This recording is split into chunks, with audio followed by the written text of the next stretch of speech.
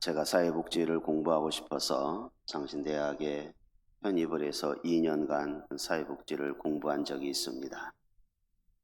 사회복지 공부한 중에 방학 때가 되면 사회복지사 자격증을 위해서 실습을 하게 되어 있습니다. 그래서 4주 동안 제가 실습을 했는데 어디서 했냐면 정신지체장애가 있는 아이들이 있는 곳에 가서 제가 실습을 한 적이 있습니다. 그런데 오늘날 이제 이 아이들을 데리고 시장 보기 하기도 하고 때로는 영화관 보기도 하는데 오늘날 이제 같이 이 원생들 다 같이 이제 영화를 보러 가면서 같이 외출을 한 적이 있는데 한 친구가 이제 차에서 내려서 영화관 쪽으로 걸어가려고 하니까 안 가고 서 있는 거예요. 그래서 왜 안 가냐, 가자 그랬더니 하는 말이, 선생님 왜 저기 앞에 소가 있어가지고 눈을 뻐끔뻐끔 뜨면서 자기를 쳐다보고 있어서 무서워서 못 가겠다는 거예요. 소가 있을까요, 없을까요? 없어요. 없는데 소가 자기를 쳐다보고 있어서 무서워서 못 가겠다는. 그러냐, 그러면 내가 소 쫓아줄게, 조금만 눈 감고 있으라고 그러고 내가 조금 있다가 한 5초 있다가 내가 막대기로 소 쫓아버렸으니까 이제 눈 떠라고. 소 안 보이지? 그랬더니 안 보인대요. 가자. 손잡고 걸어갔어요. 왜 그런 이 아이들이 이런 현상이 일어날까요? 자존감이 낮아서 그렇습니다. 자존감이 낮아지게 되면 우울증에 빠지게 되고 자존감이 낮아지게 되면 사회가 거북스러운 거죠. 이 친구가 자존감이 낮다 보니까 모든 것이 다 두렵게 느껴지는 것에 불과한 거죠. 지극히 자존감이 낮은 사람들의 모습을 우리는 볼 수 있습니다. 이야기해 줄 거야 라고 하는 책에 이런 이야기가 있습니다. 한 청년이 한 현자를 찾아가서 똑똑함을 그리고 앞날에 대해서 그렇게 좋은 소리를 듣고 싶어 했습니다. 그래서 현자를 찾아가지고 이 젊은이가 말을 합니다. 선생님, 저는 매사에 똑똑하지를 못합니다. 제가 쓸모없는 놈이라고 사람들이 이야기를 합니다. 어떻게 하면 제가 좀 더 나은 사람이 될 수 있을까요? 그렇게 현자에게 물어봤습니다. 그랬더니 그 현자가 그럽니다. 끼고 있던 반지를 빼어주면서 저기 있는 말을 타고 가서 시장에 가서 이 반지를 가서 팔아오게나. 시장에 가서 이 반지를 팔아오는데 절대적으로 금화 한 입 이하로는 절대 안 되네. 금화 한 입 이상으로 시장에 가서 팔아오게나. 그러면 내가 그 답을 주니. 이 친구가 이제 말을 타고 현자에게 받은 반지를 가지고 시장에 가서 사람들에게 반지를 팔겠다고 이야기합니다. 오물이 잔뜩 묻어있는 푸릇빛 나는 이 반지를 가지고 사람들은 별로 흥미를 느끼지 못합니다. 젊은이는 빨리 이 가격을 금화 한 입으로 팔고 가서 이 현자에게 좋은 소리를 듣고 싶어 하는데 사람들은 다 외면하고 그냥 가버립니다. 한 나이 먹은 사람이 이야기하기를 내가 은 한 입은 주겠네. 그 이상은 말하지 말게. 그렇게 말하더라는 거죠. 100여 명을 만난 시장에서 만난 사람들은 다들 금화 한 입으로는 그 반지를 살 수 없다고 다 거절하게 됩니다. 다시 말을 타고 터덜터덜해서 와서 선생님, 부탁하신 일을 제가 못했습니다. 사람들이 사지를 않습니다. 그래서 이 현자가 다시 이야기를 합니다. 그러면 다시 가서 보석상으로 그 시장통에 있는 보석상에 가서 이것을 가서 물어보게나. 그 대신 절대 반지를 팔지는 말게.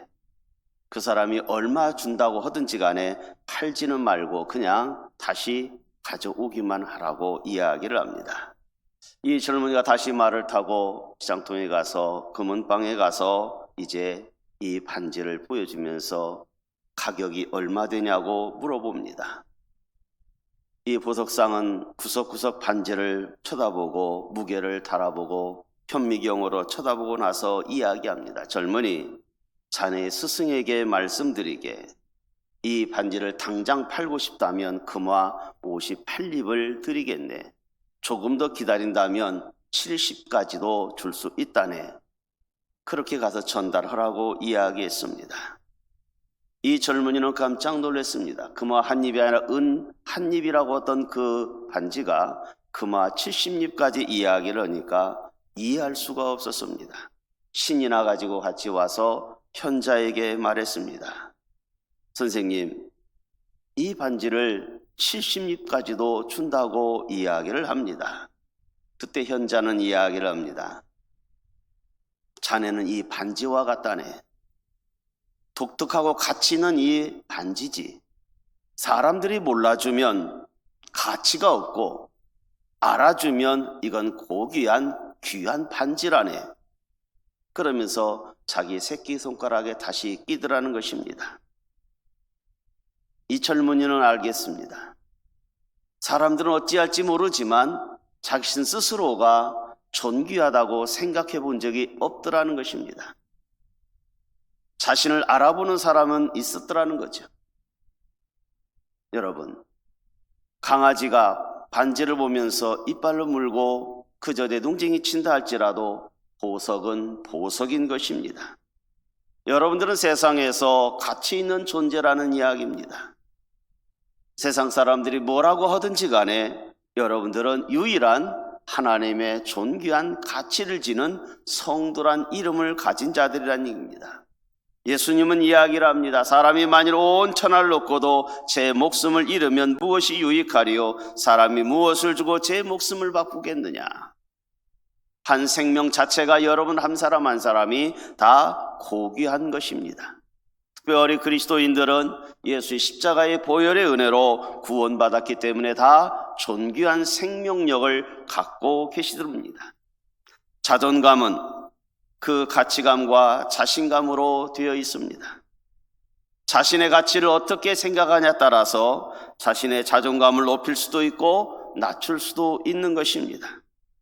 여러분의 모습을 보면서 열등감을 가질 수도 있고 자신감을 가질 수도 있을 것입니다. 자신이 무능하다고 생각하면 열등감을 가진 것이고, 나는 세상에서 존귀한 자라고 그렇게 스스로 인정하면 하나님의 형상을 나는 닮은 사람이고, 주님께 은혜를 받고 나는 구원의 은혜를 받은 사람이니 나는 복받은 자라고 생각하면 자존감이 높은 사람이라는 걸 알 수가 있습니다. 세상의 어떤 피조물보다 하나님은 사람을 최우선으로 삼으셨습니다. 그리고 기뻐하셨습니다. 존귀하게 여겼습니다. 그리고 하나님은 우리의 영혼 한 사람 한 사람을 소중하게 여겼습니다. 세상의 그 어떤 것으로도 여러분의 영혼을 대신하여 바꿀 수 없음을 우리 하나님은 자기의 형상을 따라 우리를 지었다고 이야기합니다. 베드로 사도에게 말합니다. 베드로전서 2장 9절과 10절에서 이야기합니다. 너희는 택하신 족속이요 왕같은 제사장들이요 거룩한 나라요 그의 소유된 백성이니 이는 너희를 어두운 가운데에서 불러내어 기이한 빛에 들어가 계신 이 아름다운 덕을 선포하게 하려 하심이라고 이야기하고 있습니다. 우리가 아는 대로 마가복음 9장 23절에서도 할 수 있거든 무슨 말이냐, 믿는 자들에게는 능치 못할 일이 없음이라고 이야기하면서 우리의 가치와 존귀를 하나님은 선포하고 있습니다. 하나님은 하나님의 영원한 생명을 갖고 있는 최고의 존재임을 오늘 우리는 확신하며 살아갈 상황이 있더라는 것입니다. 세상 사람들, 아니 심지어 부모까지라도 우리를 무시한다 할지라도 우리는 세상을 다스릴 수 있는 피조물로서 우리가 세상과 관련된 모든 것에서 주의 이름으로 선포할 수 있는 거룩한 하나님의 자녀라는 사실입니다.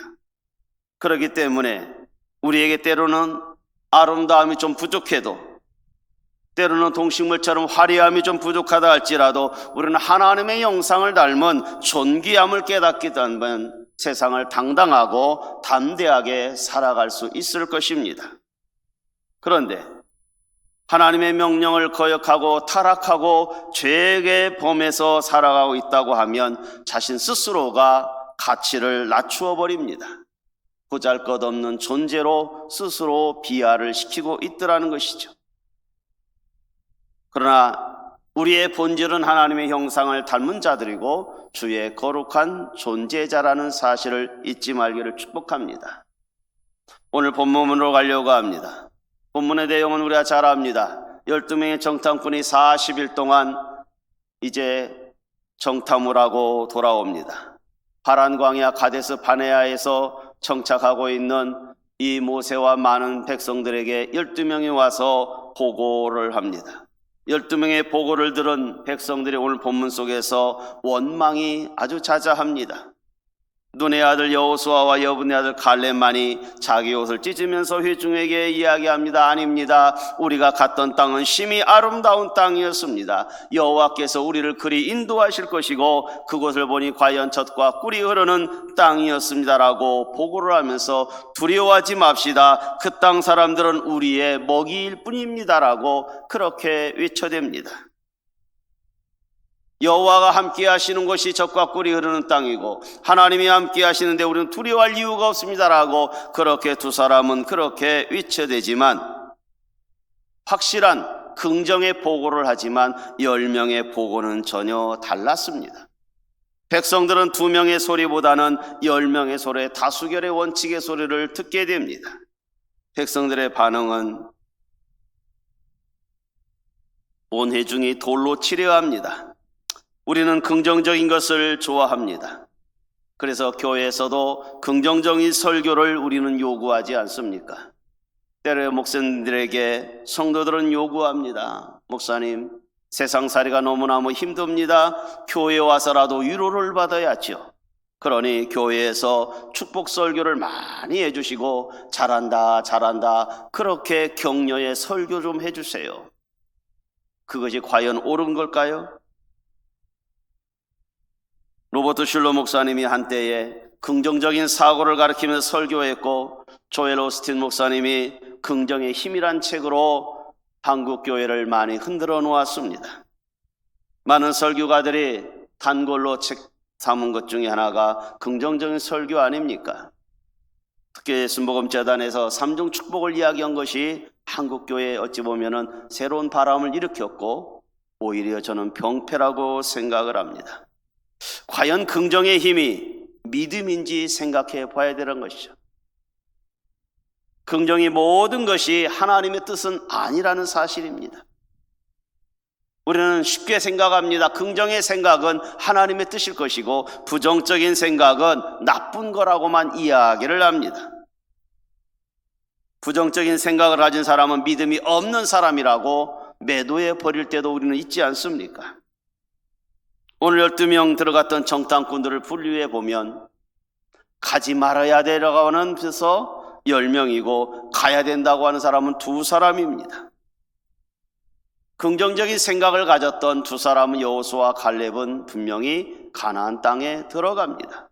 부정적인 생각을 가진 10명은 가나안 땅에 못 들어갔죠.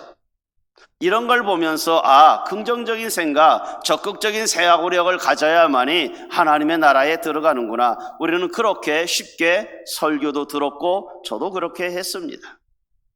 그러나 꼭 긍정적인 생각만이 하나님의 뜻이 아닐 때도 성경은 있습니다. 그런데 우리는 그 부분은 잘 설교하지도 않고 들으려고도 하지 않습니다. 에레미야 시대에 한번 가봅시다. 에레미야 시대에는요, 에레미야는 굉장히 부정적인 선지자입니다. 그런데 당시의 긍정적인 선지자들은 이렇게 이야기합니다.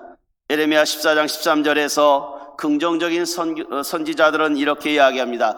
이에 내가 말하되 슬프도소이다. 주 여호와여 보시옵소서. 선지자들이 그렇게 이르기를 너희가 칼을 보지 아니하겠고, 지금 긍정적인 선지자들은 이야기합니다. 백성들 여러분 칼 볼 것이 없습니다. 기근도 이르지 아니할 것입니다. 평강을 주실 것입니다.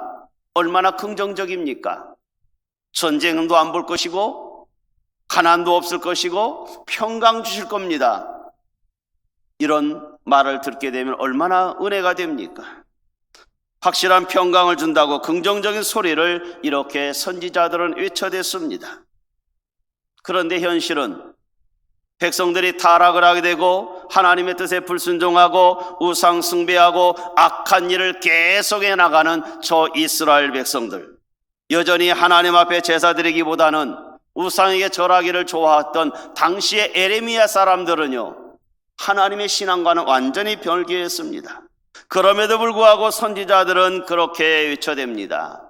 에레미야서 6장 14절에서도 계속해서 선지자들은 이렇게 외쳐댑니다. 그들이 내 백성의 상처를 가볍게 여기면서 말하기를 평강하다 평강하다 하니 평강이 없도다. 선지자들은 계속해서 평안할 것입니다. 걱정할 일이 없습니다. 평안합니다. 걱정할 일이 없어요 라고 계속해서 긍정적인 소리를 선지자들은 외쳐대고 있습니다.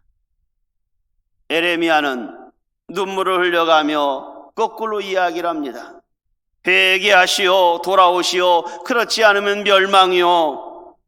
평안을 외치기보다는 회개만 이야기를 하고 있습니다. 돌아오라고 마음을 돌이키라고 이렇게 계속해서 에레미야는 외쳐대고 있습니다. 에레미야서 23장 17절에서 또 그렇게 이야기합니다. 항상 그들이 나를 멸시하는 자에게를 너희가 평안하리라. 거짓 선지자들처럼 거기서 이야기합니다. 너희가 평안할 것이다.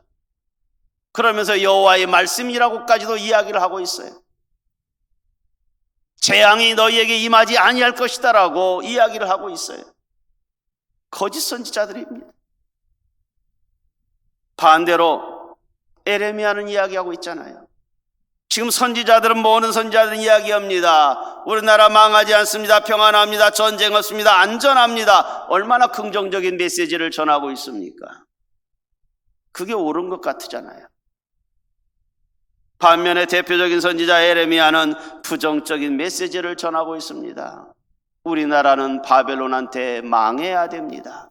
곧 망할 것입니다. 회개하시오 돌아오시오. 여러분들은 누구 소리를 듣고 싶었겠습니까? 부정적인 이야기는 에레미야 소리. 야, 저 목회자는 우리 교회가 안 맞아. 힘들고 지쳐서 교회 왔는데 맨날 회개하라고 그러고 십자가 지라고 얘기하고 아이고 저 목사님 우리 교회가 안 맞아. 반대로 다 축복됩니다. 잘 될 겁니다. 여러분 그럭저럭 잘 사십시오라고만 하고 축복 이야기를 하면 야 우리 요거 딱 맞는 목사님이네. 긍정이 믿음이고 부정은 불신이라고 하는 그런 이해 속에서 우리가 살아가고 있지 않습니까? 우리는 종종 착각합니다. 긍정만이 하나님의 뜻이고 부정은 하나님 뜻이 아니라고. 그런데 에레미야 시대에 가서 보니까 정반대였던 거죠. 에레미야는 멸망해야 됩니다. 바벨론한테 망해야 됩니다. 그러니 회개해야 됩니다. 선지자들은 평안할 것이요 전쟁이 없을 것입니다. 기근이 없을 것입니다. 무엇이 정말 하나님의 뜻입니까? 교회 와서 십자가 지라고 하는 것은 싫습니다. 회개하고 돌이키라고 하는 말 듣기가 싫습니다. 그저 잘 되라고 축복 이야기만 하면 아멘 아멘 할 수 있잖아요. 긍정의 사고, 긍정의 힘은 어디서 출발되었을까요? 냉정하게 보면 긍정의 힘과 긍정의 이 사고력은요 인본주의에서 출발한 거 아닐까요? 긍정적인 사고력, 긍정적인 힘의 주체는 내가 중심되고 싶더라는 거죠. 그래서 I can do it. 나는 모든 걸 할 수 있다. 나는 모든 걸 할 수 있다라고 하는 그 속에는 뭐가 담겨 있습니까? 필요 없어. 내가 노력하면 되고 내가 기도하면 되고 내가 믿음을 가지면 되지. 내가가 중심이 되는 거 아닙니까? 내가 하면 된대요. 내가 기도하면 되고 내가 믿음 열정 가지면 되고 내가 노력하면 안 되는 일이 뭐 있어? 내가 믿음 갖고 내가 기도 갖고 긍정적인 생각이죠. 얼마나 좋습니까? 그런데 그런 게 아니잖아요. 우리는 절대적인 하나님을 의지하지 않습니까? 하나님께서 하신다고 우리는 이야기하잖아요. 내가 하는 것은 한계가 있고 하나님이 하시면 뭐든지 할 수 있다라고 우리 할 수 있잖아요. 우리는 내게 능력 주시는 자 안에서 우리는 그렇게 얘기하잖아요. 내가 하는 게 아니라 능력 주시는 자 하나님 안에서 우리가 모든 걸 할 수 있는 거 아니겠습니까? 마태복음 19장 26절에서 말합니다. 예수께서 그들을 보시며 이르시되 사람으로는 할 수 없으되 하나님은 다 하실 수 있느니라. 오직 하나님만이 모든 것을 이루신다고. 문제는 우리가 믿음의 도구로 쓰여지느냐, 믿음의 도구로 안 쓰여지냐가 문제죠. 내가 하는 것이 아니라 내 안에 계신 하나님이 하시는 거죠. 우리는 내가 하면 다 된다고 착각하는 교만함에 종종 빠지고 있지 않습니까? 내가 기도하면 되고, 내가 믿음으로 하면 안 될 게 뭐 있어? 성경은 내가 주체가 되는 게 아니라 전능하신 하나님이 주체가 되어야 된다는 걸 이야기를 하고 있지 않습니까? 내 안에 계신 하나님이 일하시는 것이지 내가 일한다고 착각해서는 안 된다는 것입니다. 바울은 빌립보서 4장 13절에서 얘기하지 않습니까? 내게 능력 주시는 자 안에서 내가 모든 걸 할 수 있다라고. 주 안에서 예수 그리스도를 믿고 순종할 때에 내 안에 계신 주님께서 하시는 일이 내가 도구가 되어져서 일을 하는 것이지 내가 하고 주님을 종으로 부려서는 안 되지 않습니까? 어떤 환경과 상황에서도 우리는 이기고 승리할 수 있는 것은 내 안에 계신 주님의 역사가 일어나기 때문에 그렇게 역사가 일어나는 것이지 내가 하는 게 아니라는 것입니다. 주님이 하게 하심으로 모든 상황을 우리는 견딜 뿐입니다. 주님이 일할 수 있도록 우리는 도구로 내 몸을 내어줄 뿐입니다. 바울이 말하는 긍정의 힘은 나에게 초점이 맞춰진 게 아니라 하나님에게 초점이 맞춰져 있더라는 것입니다. 바울의 신학은 늘 하나님 중심이었어요. 자유주의 신학은 항상 내가 주체가 된다는 것이죠. 바울은 그렇기 때문에 나는 죽고 내 안에 그리스도께서 산다라고 고백하지 않습니까?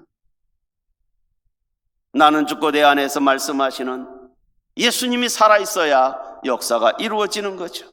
내 생각, 내 감정이 중요한 게 아니라 하나님의 생각과 하나님의 뜻이 무엇이냐가 우선시 되어야 되는 것입니다.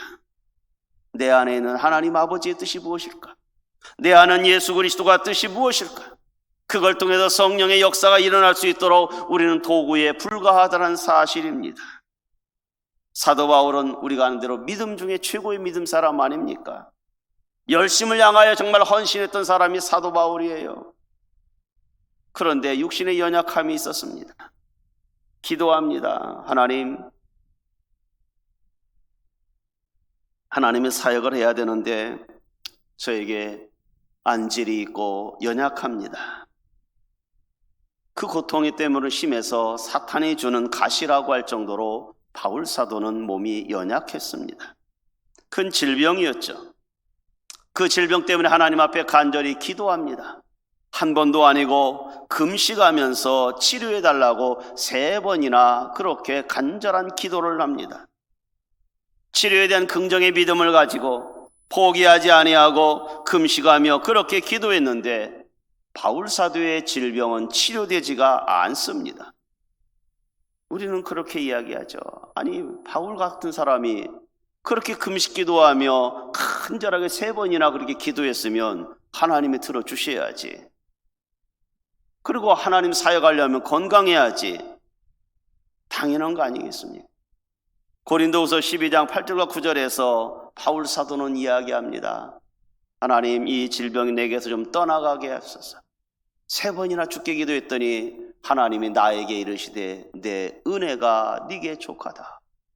아니, 이게 무슨 말입니까? 내게 질병이 있는 것이 오히려 은혜가 족하다라고 이야기합니다. 우리는 치료를 위해서 기도해야 되는데, 건강해야 되는데 병이 있는 것이 오히려 은혜라고 이야기를 하고 있으니 바울 사도는 깨달았습니다. 하나님의 뜻이 무엇인지를 알게 되었습니다. 질병이 가진 연약한 육체지만 더욱 겸손하게 순종하며 평생 동안 순종했습니다. 긍정적인 생각, 믿음보다 더 중요한 걸 알게 됩니다. 아, 내가 긍정적인 생각, 믿음의 생각보다 더 중요한 것은 하나님의 뜻이구나. 여러분, 긍정적인 생각 갖고 골고다 십자가 칠 수 있을까요? 안 됩니다. 긍정적인 생각 갖고 십자가 치는 사람 낙심됩니다. 하나님의 뜻을 알게 되면 십자가를 칠 수 있어요. 하나님의 뜻이기에 예수님도 성육신 하시고 골고다 가시고 십자가 지신 거죠. 왜? 그것이 하나님의 뜻이라는 거예요. 우리는 예수님이 죽지 않고 십자가 안 달려도 인류 구원할 수 있는 방법이 없겠습니까? 그럼에도 불구하고 예수님 왜 순종했을까요? 그것이 하나님의 뜻이라는 거예요. 긍정적인 생각으로는요, 겸손할 수가 없어요. 손해볼 수도 없습니다. 내가 죽기는 더욱더 힘듭니다. 그러나 하나님의 뜻이라면 우리는 겸손할 수가 있고, 내가 손해볼 수도 있고, 내가 죽는 것도 마땅하다라고 우리는 선교자적인, 순교자적인 사실로 살아가고 있지 않습니까? 본문의 긍정적인 사람은 여호수아와 갈렙이에요. 긍정의 눈으로 봤습니다. 그러기 때문에 여호수아 갈렙 들어갔지 않습니까? 아닙니다. 여호수아 갈렙은 긍정적인 생각이 있었기 때문에 가나안 땅 들어간 것이 아니라 하나님의 뜻을 알았기 때문에, 하나님의 뜻을 이행했기 때문에 가나안 땅에 들어갈 수 있었던 거예요. 긍정적인 생각과 믿음의 생각은 구별되어야 되는 것이죠. 긍정과 믿음은 다른 것입니다. 여호수아 갈렙은 하나님의 약속의 말씀, 가나안 땅을 주시겠다는 이 말씀을 믿었기 때문에 간 것이지 긍정적인 사고력이 있어서 간 게 아니었더라는 것입니다. 말씀에 대한 믿음이 여호수아 갈렙을 움직였던 것이지 그들의 생각의 긍정적인 생각이 그들을 움직인 게 아니었더라는 것입니다. 그들의 행동은 믿음에서 출발된 거예요. 오늘 14장 여기 8절과 9절에서 여호와께서 우리를 기뻐하시면 우리를 그 땅으로 인도하여 들이시고 하나님의 기쁜 뜻대로 우리가 행동하면 우리를 인도한다는 것입니다. 먼저 우리가 생각해야 할 것은 하나님을 먼저 기쁘게 하라는 건 어떤 뜻입니까? 하나님의 뜻을 먼저 알아야 되더라는 것이죠. 근데 우리는 내 뜻을 먼저 정해놓고 하나님 바꾸세요. 다만 뭐라고 합니까? 여호와를 거역하지 말아라는 거예요. 긍정적인 사고력을 갑시다 한마디도 한 적이 없어요. 긍정적으로 우리가 갑시다라고 말한 게 아니라 여호와를 거역하지 맙시다. 하나님을 먼저 기쁘게 합시다. 어떻게 하나님의 뜻을 기쁘게 하고 여호와를 거역하지 않습니까? 하나님의 뜻을 알아야 되는 거예요. 하나님의 뜻을 모르고 우리의 뜻대로 좋은 설교해 주세요, 긍정적으로 좋은 축복의 설교만 해주세요라고 했더라면 여호수아 갈렙은 단순히 긍정적인 생각으로 말한 게 아니라 하나님의 뜻이 무엇인지를 분명히 알았어요. 하나님께서는 말씀하셨잖아요. 가나안 땅 주시겠다고. 그걸 믿음으로 하나님의 뜻으로 알고 가자는 것입니다. 하나님 말씀을 믿고 믿음 안에서 진정한 고백이 있고 행동에는 여호수아 갈렙이었더라는 것입니다. 여러분, 교회는 회개의 복음을 가르치는 곳입니다.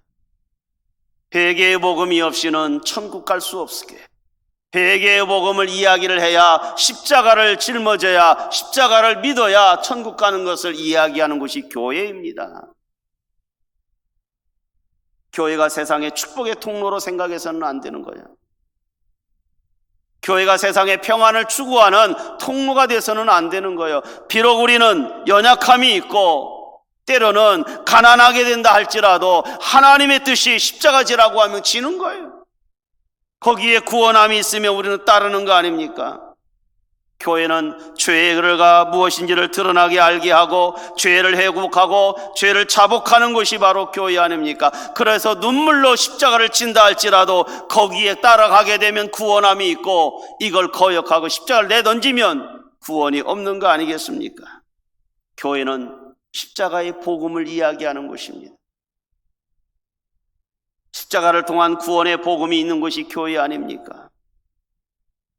우리의 삶의 우선권을 어디에 두고 있습니까? 노후 준비를 위해서, 우리의 처자를 가정만을 위해서 우리 삶의 목표를 두고 있다고 하면 굳이 신앙생활할 이유가 없잖아요. 우리는 저 하늘나라의 시민권, 하늘나라의 왕권, 하나님의 주재권을 믿기 때문에 그 나라를 그 상을 사모하기 때문에 우리는 거기를 가기 위하여 오늘 또 우리는 신앙 안에서 예배당에 앉아 있는 거 아닙니까? 마태복음 6장 33절과 34절에서 얘기합니다. 마태복음 6장 33절에서 너희는 먼저 그의 나라와 그의 의를 구하라고 이야기하지 않습니까?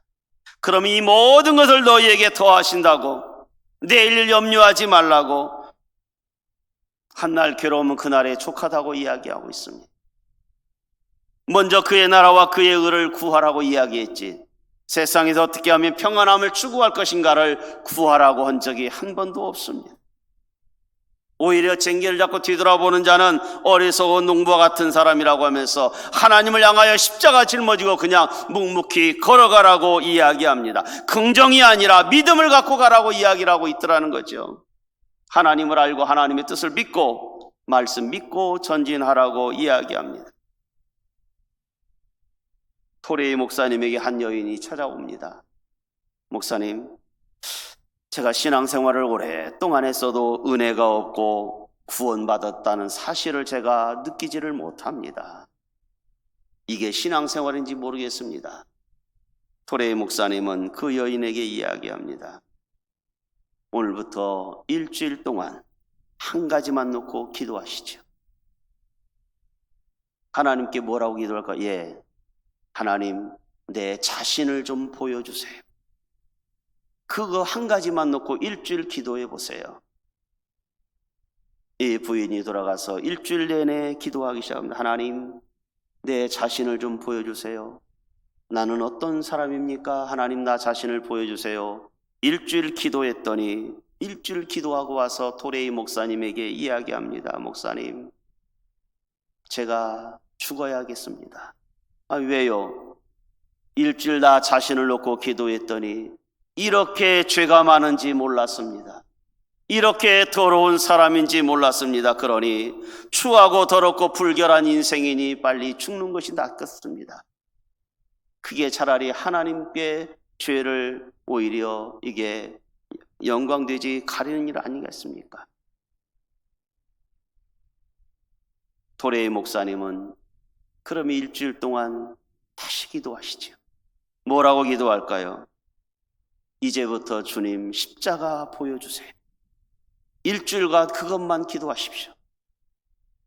일주일 기도하고 토레이 목사님에게 와서 여인은 이야기합니다. 목사님, 나 같은 죄인이 그 십자가를 보니 구원의 은혜가 이렇게 크고 큰지 이제 깨달았습니다. 나는 나의 삶을 위해 살았더니 이제는 십자가를 살겠습니다. 구원의 은혜를 감동을 느끼면서 십자가의 의미를 이야기하더라는 것입니다. 성도 여러분, 긍정이 아니라 믿음을 갖기를 원합니다. 하나님을 믿고 하나님의 뜻을 믿고 말씀을 믿기 바랍니다. 오직 믿음으로 사는 성도, 믿음으로 구원받고 믿음으로 하나님의 자녀가 된 것을 인정하시고 믿음으로 말씀에 순종하시기를 바랍니다. 하나님의 뜻을 먼저 분별하여 하나님의 뜻대로 남은 생에 살아가셔서 영원한 천국이 여러분의 소망이 되시기를 주의 이름으로 축원합니다. 기도합니다. 하나님 아버지, 하나님이 예비하신 고든 길이 그것이 비록 십자가 길이라 할지라도 그 길을 가는 지혜로운 사람 되기를 원합니다. 긍정의 삶이 아니라 믿음을 갖기를 원하고 긍정이 아니라 하나님의 뜻을 분별하여 살게 하여 주시옵소서. 십자가의 은혜를 다시 한번 되돌아보고 말씀에 믿음에 순종하여 하나님의 뜻을 분별하여 영원한 처육을 소유하는 우리 모두가 되게 하여 주시옵소서. 예수님의 이름으로 기도합니다. 아멘.